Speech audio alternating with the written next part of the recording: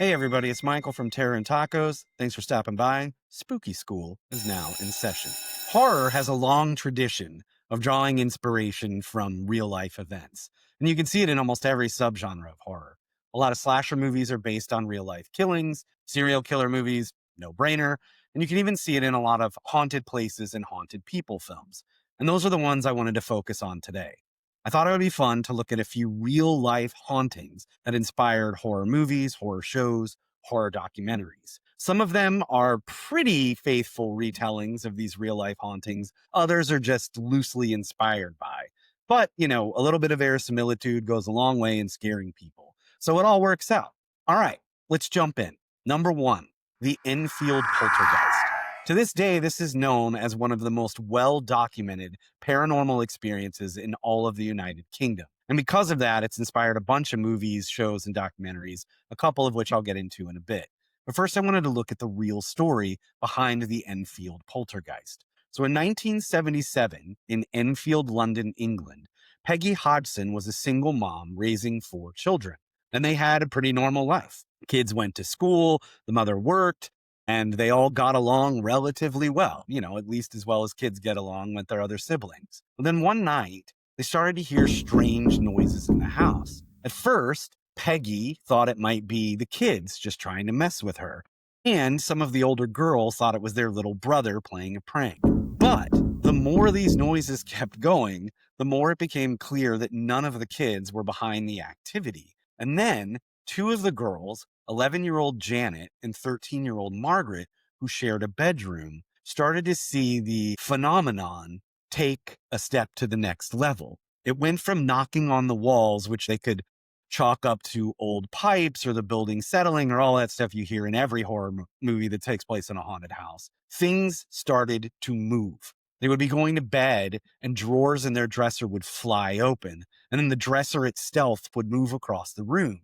So they started to freak out because, their furniture was moving. And so Peggy, who was terrified, called the police. The police came over thinking these are a lot of hysterical people just overreacting. It's probably the pipes or whatever, or kids playing a hoax. But one of the cops witnessed a chair move across a room on its own.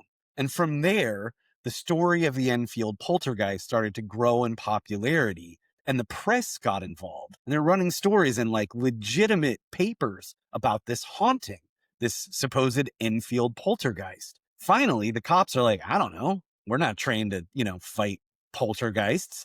And so they reach out to a guy named Maurice Grosse, who is or would become a legend in the Society of Psychical Research. Now, Maurice Grosse is a very interesting character because in real life, he had lost his own daughter in a motorcycle accident.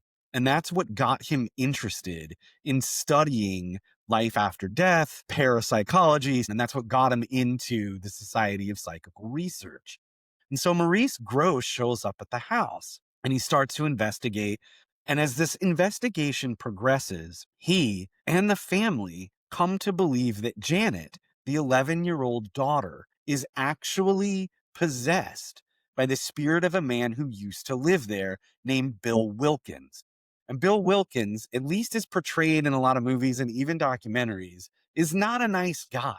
Bill wants his house back.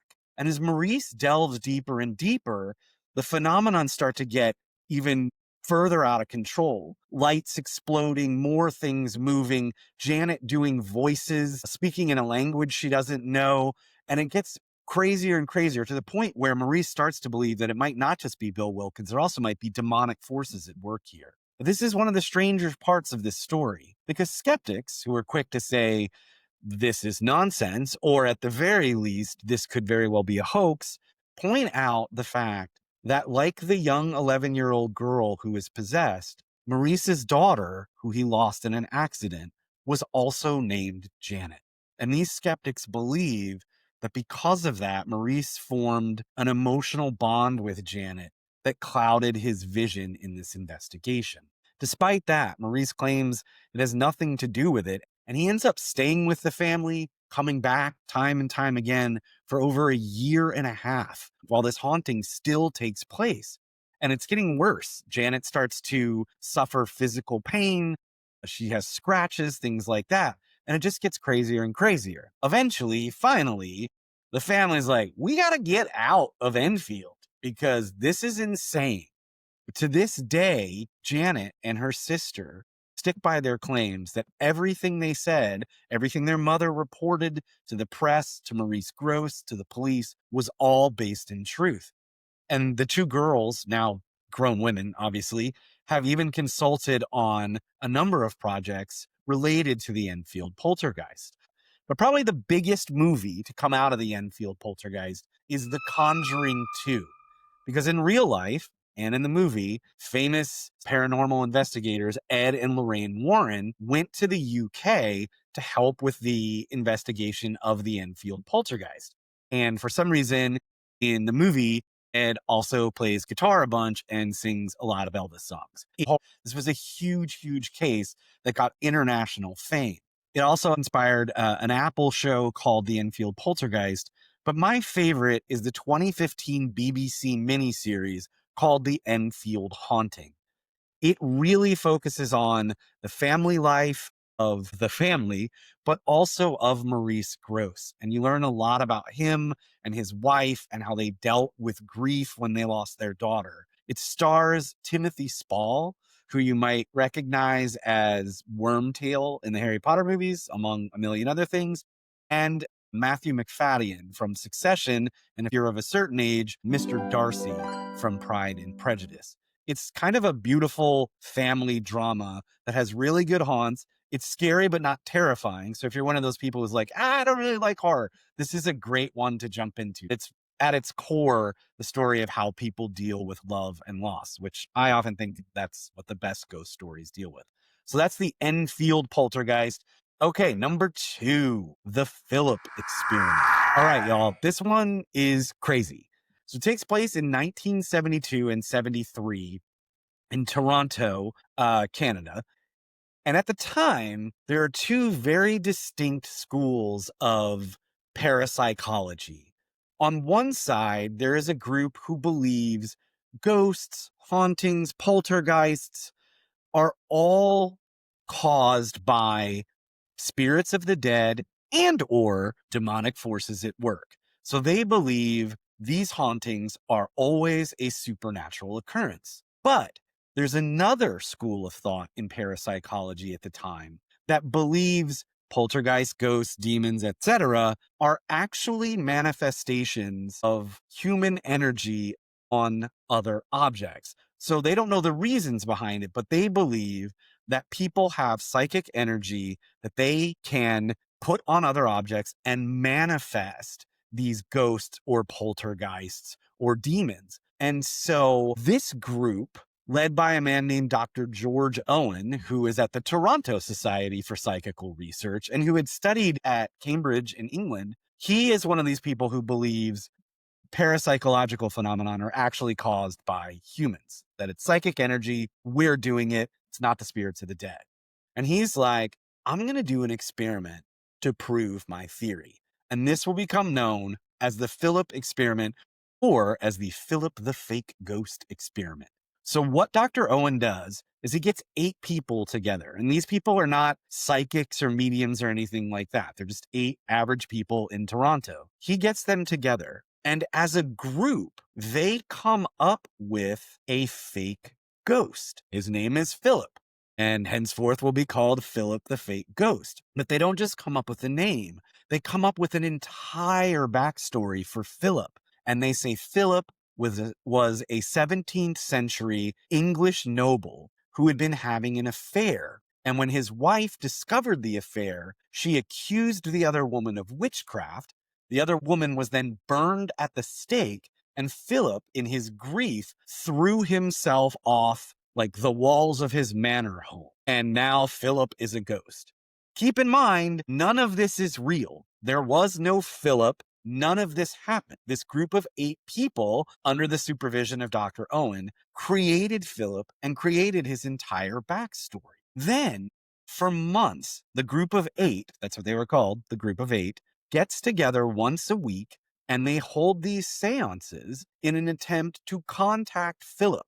the fake ghost they made up. Here's the thing. At first, nothing happens. But then, as they keep having these seances, they start to get physical reactions like knocking on the table or noises in the room that we would associate with hauntings or poltergeists. And the further this goes, the more physical evidence they see. There's not only knocking now on the table starts to rise up on three legs. At one point, they say it slides across the room. And they're asking questions of Philip, and Philip is answering by knocking on the table. But these are questions based on the backstory they created, and the manifestation, Philip the fake ghost that they believe is there, is answering correctly based on the information they came up with. This was heavily recorded. Like, there's film of it. It's well documented. There have been books written about the Philip experiment, and those involved, including Dr. Owen and others at the Society of Psychical Research, as well as the Group of Eight, stand by that there was no hoax involved and that they really were able to sort of manifest a poltergeist from their own collective energy. And to this day, the Philip experiment is considered to be one of the most significant parapsychological experiments, not just to take place in Canada, to take place in the entire Western world. And so, the Philip the fake ghost, or the Philip experiment, inspired a horror movie I happen to love. It's called The Quiet Ones from 2014. And this is one of those that's very much like just loosely based on. It takes kind of the concept behind the Philip experiment and then does very much its own thing. Jared Harris plays a professor. They move all of this to England. Plays not a professor of English, but an English guy who is a professor who believes, like in the experiment, that ghosts, demons, spirits, poltergeists, all of that are just physical manifestations of human psychic energy. And he conducts this experiment with his grad students. They go to this sort of secluded English manor home, like you do. And he starts to carry out this experiment. One of the grad students, by the way, is played by Olivia Cook, who is currently on House of the Dragon. And spoilers, things get crazy. So the lesson we take away from The Quiet Ones is like, I don't know, maybe don't try to manifest a poltergeist. It's probably not going to go well. But yeah, it's The Quiet Ones. It's 2014. I really love it because it combines a bunch of different styles and it uses found footage, but it's 1970s style found footage. So you have like old film reels and like reel to reel audio. And it's, I think, a really cool, different look at a way to do a found footage film. It's not all found footage, but it uses those elements really effectively. Okay, one more. I just want to say I am skipping the Amityville Horror, which is probably the most famous haunting in the United States. It inspired the book, The Amityville Horror, the original movie, The Amityville Horror in the 70s, the remake, and I kid you not, like 20 other movies, official and unofficial Amityville Horror sequels, including Amityville Dollhouse and my favorite, Amityville Death Toilet. So if you want, go check those out. But one other haunting in real life I wanted to highlight is the Yankee Peddler Inn, which used to be in Torrington, Connecticut. It was built in 1891 by Frank and Alice Conley under a different name. But as it changed to the Yankee Peddler, it became known as one of the most haunted spots in all of the United States. And one of the reasons I love this story is throughout the decades, dating all the way back to the late 19th century, people said they could see and hear spirits in the inn. Specifically, after Alice Conley, one of the founders, died, a lot of people said Alice never left, and that if you stayed at the Yankee Peddler in Connecticut, you could hear Alice wandering the halls, and sometimes, if you were super lucky, you could even see her walking the halls. So this is like old inn, old Connecticut, super haunted. A bunch of different people have had different experiences, not just with Alice, but with other people who likely died in the end. But one of the reasons I think this is really interesting is because when director Ty West was shooting The House of the Devil, which is an awesome horror movie that you should totally check out, and in my opinion, the best satanic panic movie ever made. While he was shooting The House of the Devil, he and his crew stayed at the Yankee Peddler, and he heard these stories of hauntings, and this place was creepy and old, and it gave him the idea for 2011's The Innkeepers. We've talked about The Innkeepers on Terror and Tacos. I talk about it a lot. Like The House of the Devil, it's also one of my favorite horror movies. I think The Innkeepers is brilliant because for like 2/3, it just kind of plays like an indie dramedy coming of age with some spooky scares. And then the third act, specifically like the last 20 minutes, are absolutely terrifying. So that's Ty West's The Innkeepers, inspired by real hauntings at the Yankee Peddler Inn that he learned about while shooting his other movie, The House of the Devil. All right, y'all. Spooky School has come to an end. Get to your next class. I really appreciate you guys stopping by. And seriously, check out not only the movies that these real hauntings inspire, but dig deep into these hauntings. It's obvious why they were able to be turned into some really great horror movies. And also horror movies like the Amityville Death Toilet, which kind of rules. All right. I'm Michael. See you next time.